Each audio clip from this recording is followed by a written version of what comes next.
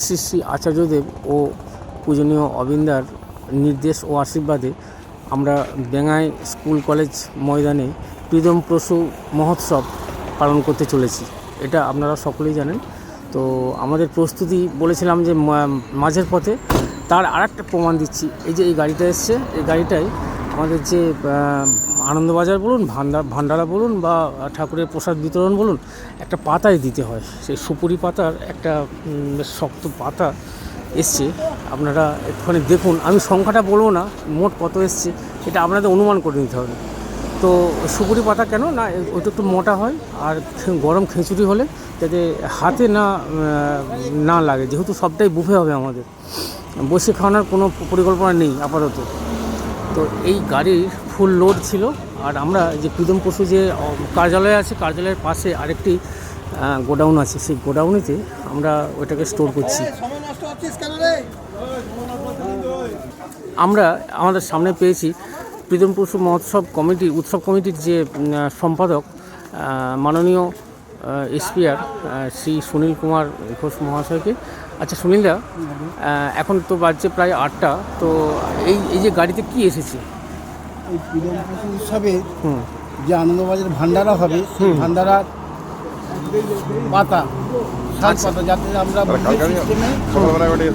প্রসাদ দেবো, সেই পাতা নামছে। আচ্ছা, পাতাগুলো শাল পাতা নাকি একটু মোটা টাইপের? পাতাগুলো প্লেটের মতন সাইজ করা পাতা, যাতে একজন মানে আমাদের সস্যকির খাবারটাতে সমপরিমাণ দিতে পারি, সেই পাতা। আচ্ছা, এটা বুফের জন্য নাকি?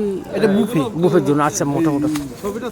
আচ্ছা, এই যে আমাদের কার্যকরী সভাপতি বলি, সম্মান দিই, রামু বলছে, সকলেই বলছে, যা আছে না আমাদের সব হচ্ছে উৎসবের সঙ্গে ওতপ্রোতভাবে জড়িত। দেখুন একটু ভিতরে গোডাউনটা একটু দেখি। এখানে লাইটটা ওটা মনে হচ্ছে খুলতে হবে। আর এইখানে এত বেশি সংখ্যায় পাতা আজকে আমরা স্টোর করলাম, তো এটা এই ঘরটাতে কুলোবে কিনা সন্দেহ আছে। যাই হোক, ঠাকুরের ইচ্ছা কী হয় জানি না এখনও পর্যন্ত। তো এখানে ওই উপরে শিবম ও স্ট্যাপ করার চেষ্টা করছে, খুব ক্লোজলি, মানে একটার সঙ্গে একটা যেন কোনো বিশেষ গ্যাপ না থাকে সেভাবে। আর একটা পাতা আমরা সামনে থেকে দেখতে পাচ্ছি, এই সুপুরি পাতাটা এরকম মোটা।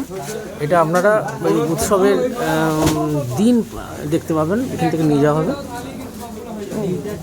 তবে একটা কথা শুনে রাখি, সংখ্যাটা কত সেটা আপনারা আন্দাজ করে বলবেন।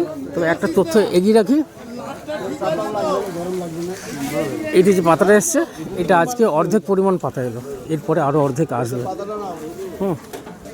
আমাদের মিনময় আমাকে এই পাতাটা স্যাম্পেল দিল। এই দেখুন, এই হচ্ছে পাতাটা, সুপুরি পাতা।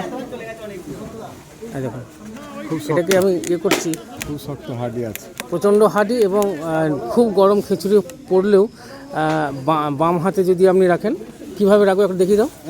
এভাবে রাখবে, কোনো রকম হিট লাগবে না।